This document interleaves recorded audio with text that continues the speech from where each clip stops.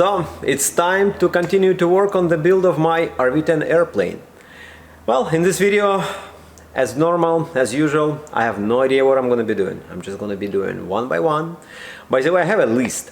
And you know what? I'm writing that list all the time. Sometimes I'm just driving somewhere in my truck and something comes to my mind, like say we need to do this and that on the airplane, so I'm just messaging myself just to not forget about it, and after that I'm just coming down to my shop and writing down the line, and I have like a list of lines what I have to do. So basically slowly I'm moving towards the end of this build, but obviously I still have lots of things to do. And I often read the Facebook group, RV10 group, very interesting group, by the way. If you have not joined it yet, it's maybe a good idea too. And sometimes there are, well, because obviously many of us are building RV10s, someone is already closer to the completion, someone is just completed, like someone in Israel actually just recently flown his airplane, so congratulations on that. And often some questions which I'm just before starting, like on some tasks which I'm almost about to start to do, those questions are already answered in that RV10 group. So it's really cool to go with someone in line or just like follow someone's build, because it's basically all the same questions. So for example, for this video I might be doing the riveting of my bottom skins of my wings, which is, well, quite a big task for me to do, obviously, because it's a two-man job, so I will likely ask a pair of hands to help me. It's quite a big job. I'm just looking now at my wings and I'm realizing that it's not only big, it's difficult. Well, my arm, I have like kind of long arm, so like probably long reach, but still it's pain. I read a lot about it, how people manage to rivet the bottom skins, and everything comes to the same point. It's a difficult. But anyway, if others were able to manage it, I'm sure I will do.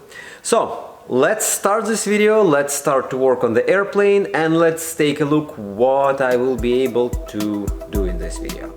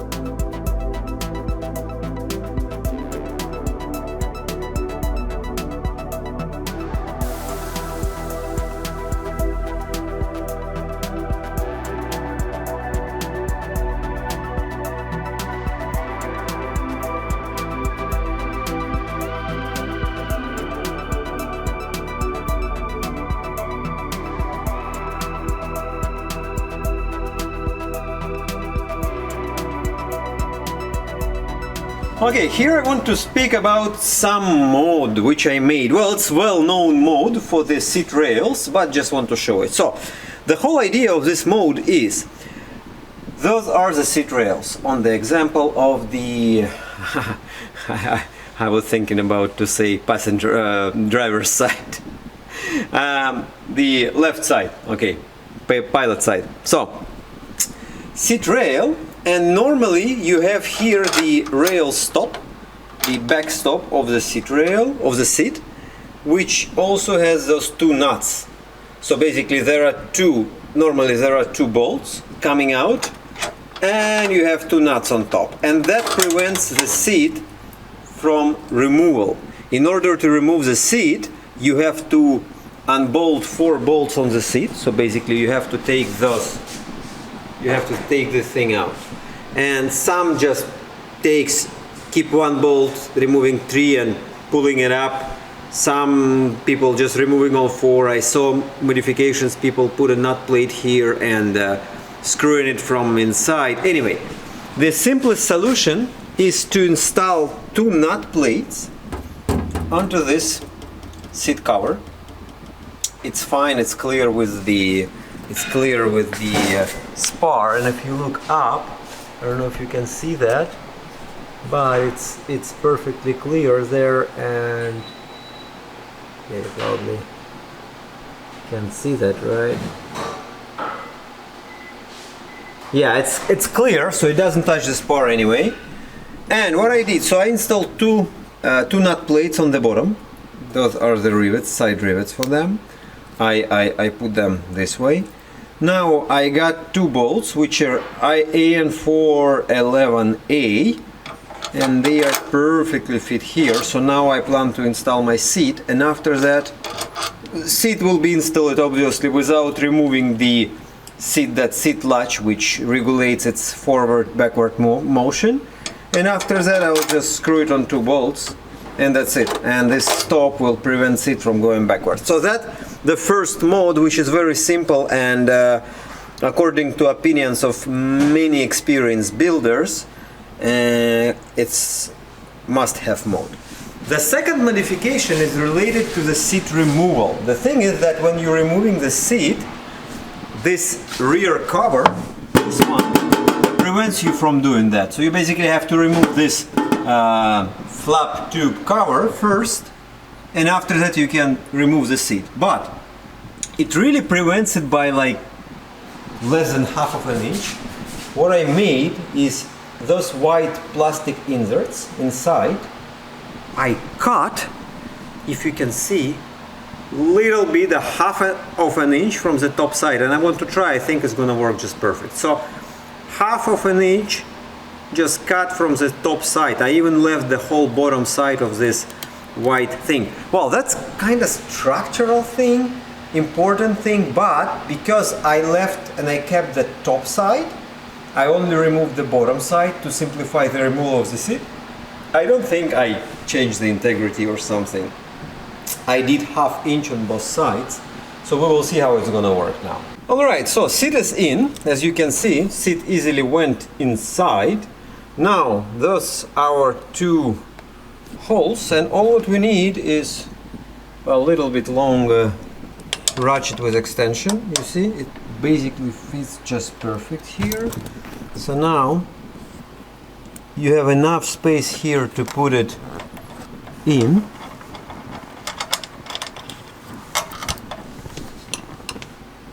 Can't see, okay, yeah, like that. That's it. Now we can screw it in. Seat is in, and this latch, it's attached. So it's very nice mode. I like it.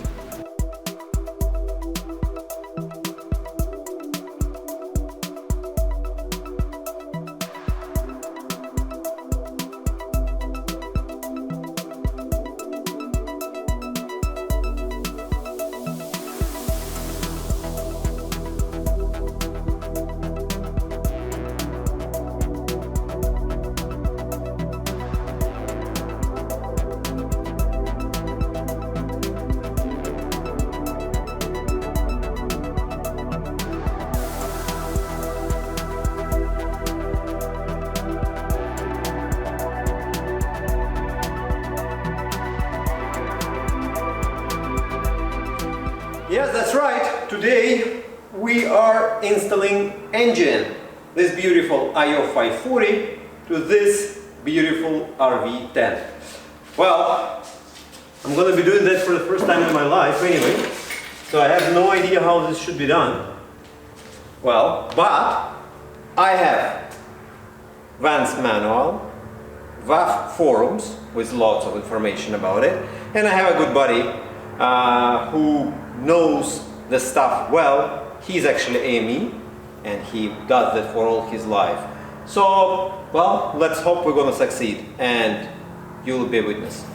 And what we're gonna be starting with is those 4 mounting ears.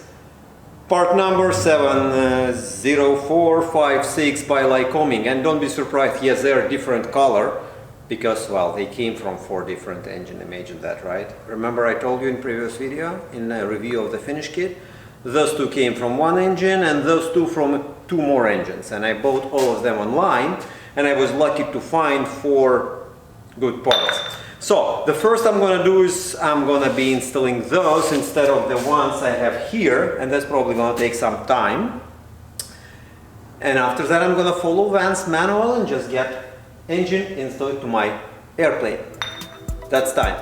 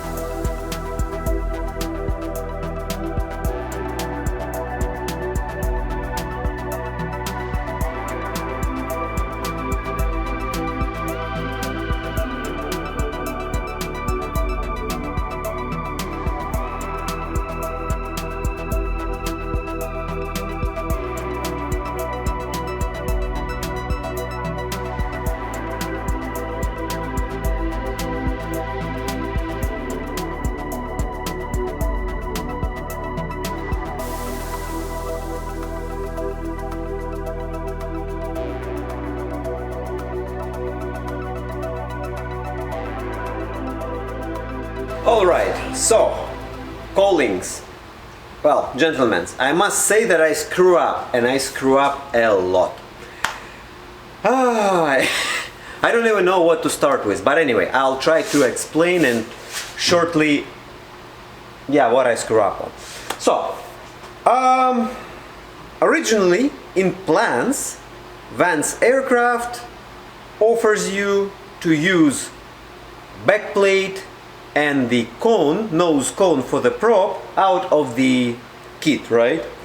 There is the fiberglass, beautifully looking nose, cone, and the back plate, which is, well, quite like that on size. And you have to basically, what you have to do is you have to install it on specific distance from the front edge of your cowling, that plate. Well, just put some spacers as I did, and move cowling backwards, mark, blah blah blah, and cut. So it's pretty simple procedure, and important to note here that Van's cowling is intentionally made, like pre-built with its size for this specific back plate. So basically this cowling on both cowlings, bottom and top one, they have like a sort of the cells on the most of the surface, while the edges are just fiberglass. So basically the thin fiberglass is only on the edges across the cowling, while the main part is the fiberglass plus those kind of cells. I don't know what kind of cells is that, but it's, well, probably for the heat improvement, plus the, like, to have it more rigid, more solid structure. So now, as you know, my prop, which I bought, it's Herzl. It's Herzl 2-blade prop standard, which is okay for this engine and for Vans, but it came out of the airplane, so it's not new. It's like 100 or 200 hours or something like that. It's like almost new prop, but my prop came with a beautifully looking aluminum shiny nose cone and back plate. So, well, I decided why not to use my nose cone and my back plate, right? That's a good idea. So I decided for that. And my back plate, comparing to one's back plate, it's like one's back plate is flat plate with just like the edge maybe about 0.7 inch, like 3/4 of an inch. My back plate from the prop is a little bit conical, like it's a little bit conical, and my edges, like my sides, are about 1 1/4 of an inch. That made a big difference. So in my case, I had to move my cowling more backwards, obviously, just to maintain here 1/8 of an inch. And some people I know, they even trying to maintain there like more than that, like almost like 1/4, just to ensure you can easily remove the cowling, blah blah blah. Anyway, I moved my cowling backwards too much. Not too much, I mean, to comply with 1/8 of an inch. And here my trouble started. Well, stupid me. Obviously I moved and I cut. After cutting, I realized that my cut is right at the edge where that cells are starting. Shit, that's an issue, because obviously that the piano hinges, they, well, kinda, they are wide, right? So they need a space, and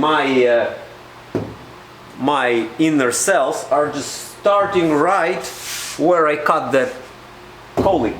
Top cowling is even better, but bottom cowling, it was just nightmare because it starts right there. And so first issue, I had to remove those cells, make a nice curvature. Okay, I figured that out. I made that. I reinforced it with a layer of the fiberglass. Okay, that story was okay. It fit in. The next issue which I experienced, cowlings are kind of like that. It's like a triangle shape.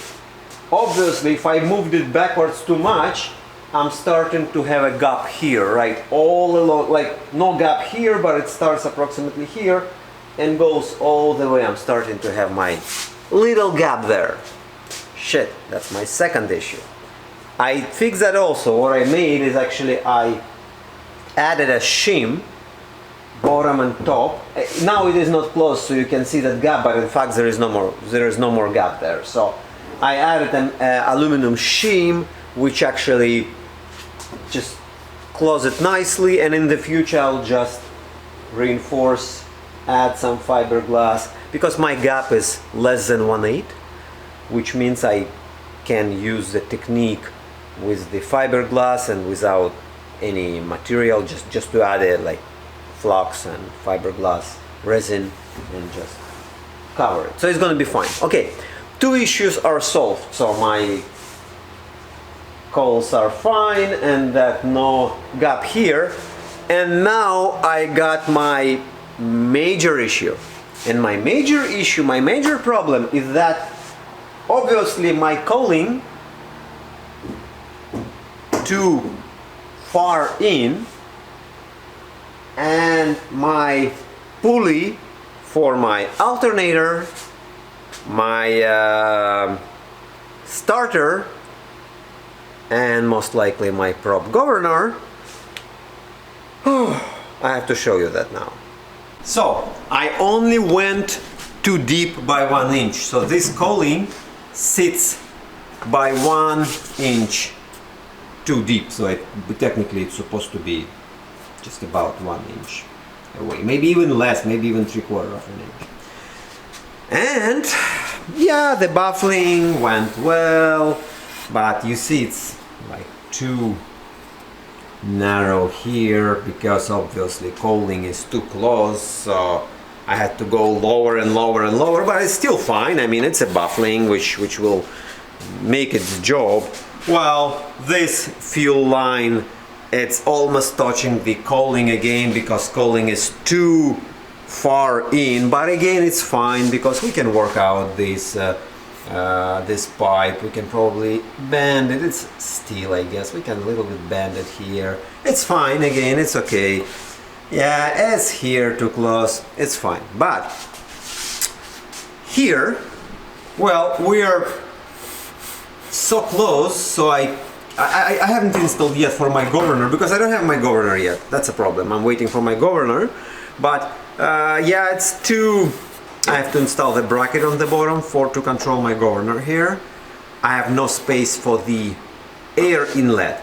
And about air inlet, what I'm thinking is actually like, I have one here, right? This one goes, air from here, pressurized air goes to my exhaust and goes, let's say, here for the rear passenger's leg heat. This one technically takes air from here, goes to the other side of the exhaust, and after that goes to the front passenger legs, because this obviously makes a job to cool down the oil. What I'm trying to say that if I'm unable to fit it here, I probably can fit it, I don't know, maybe here, maybe here, maybe here, because in reality it doesn't really matter where you're gonna take the air from. Now, where my problem starts is my cowling is too close here, like the front is too close. My pulley from the starter and my pulley from the alternator will definitely touch it. So I have to make, I don't know, like something here, like some, yeah, something here, like 2 blisters probably, 1 blister, little blister here, little blister here.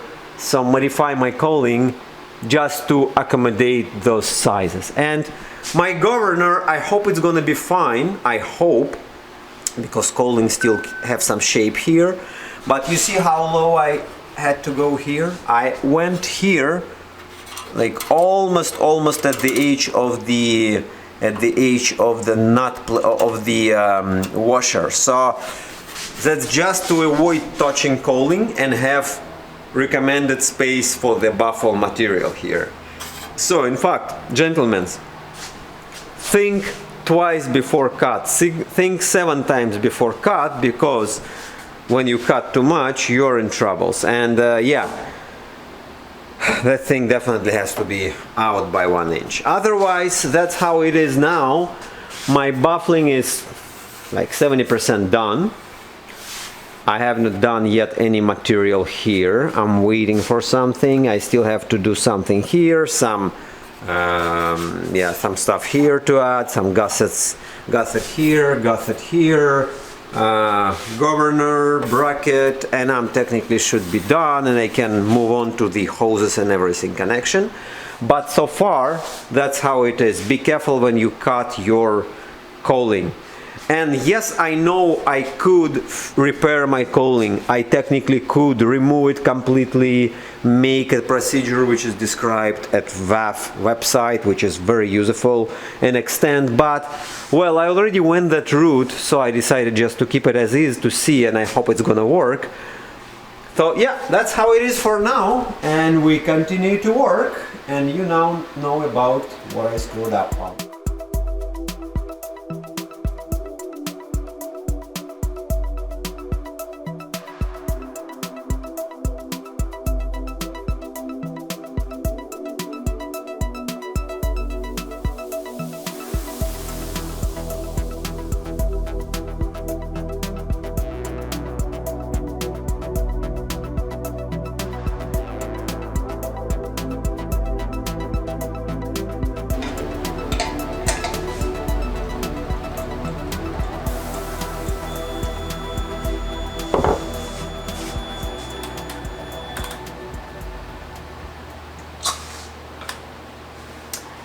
Yeah, timing of the laser ignition. Well, that's a thing, it's interesting. Laser ignition, despite it based on the slicks mags, in fact it's different. It's different, it's electronic ignition. And yeah, I would like first of all to say big, huge thank you to Gunther Zion. Sorry if I pronounce your name incorrectly and last name, but thank you very much for giving me this T300 laser timing box. Without this box, it's nearly impossible to time those magnetos. I had some other fun with those magnetos to make everything correct, but finally, after I in details read and realized how those magnetos works, after I completed 500 hours inspection on them, now I can say certainly they are good to go. So 2 mags now are adjusted, set, timed with this box, and everything looks perfect to me. Yeah, so I'm moving slowly towards the engine start, first engine start. I had some fun with the fuel lines, but again, thank you very much to folks from Facebook group, from VAF Air Force forums. So what I realized, first of all, is that the fuel lines, like all lines which Vance Aircraft supplies in their firewall forward kit, they're in fact have fire sleeves. Despite they don't look like the obvious fire sleeve which you used to see on the maybe older airplanes, it's kind of integrated fire sleeve. So those fuel lines and oil lines are already with a fire sleeve. So that's good news. Now, bad news for me, the fuel line from my spider on top to my fuel servo, so basically that thing on the bottom which has air inlet plus also which controls the mixture, that line was not included with my engine. I have no idea why, it just wasn't included with my engine. And today I have to buy it, and I will tell you exactly how much it cost to me, and I'll tell you exactly where I got it from. Just one moment, I'll tell you exactly. So let's see here. Yeah, so my so it cost me $103, and I bought it from TS Flight Lines, and big shout out to them. Great service, quick, easy, super easy, and I'm sure their quality is same good as their service. Just shoot them an email, they replied to me in no time, in a seconds. They gave me direction to go to their website, where to order, what to order, so basically no issues. TS Flight Lines, I bought from them my fuel line from Spider to my fuel servo, and that's going to be in my case 28.5 inches for my particular engine, and it's going to be fire sleeved, and it's AN4 I guess, straight, so I'm going to install it. Vans, I contacted with Vans first actually, and Vans told me that directly contact with TS Flight Lines, they will accommodate you a good fuel line. So I'm all good on that, and basically that's it for now. Especially alternator, I want to talk about it in the next video, because my alternator is automotive alternator from Suzuki Sidekick 60 amps, but I'll talk about it in the next video because it's already here, already installed, but it will be removed because I need proper bolts, proper like stuff to be like hardware needs to be proper. It's just hanging now temporary, and also the pulley, which unfortunately didn't work for me. I bought a pulley 4 inches, but the shaft diameter is different, so I just ordered a pulley 3.5 inches, which more or less good. Anyway, I see you in the next video. Thank you for watching, subscribing, supporting. Don't forget about my Instagram, where I always post something interesting and all the progress of my build of airplane. Looking forward to your suggestions. And guys, I really want this year to make Oshkosh. Well, it's not easy because situation and family, you have to do lots of things, and yeah, but I really want to do that, and I'm planning already to do that at least for 2 days. So if you're gonna be at Oshkosh, and if I will be there, I hope we can meet each other just to say hi. Otherwise, see you in the next video. Take care. Bye.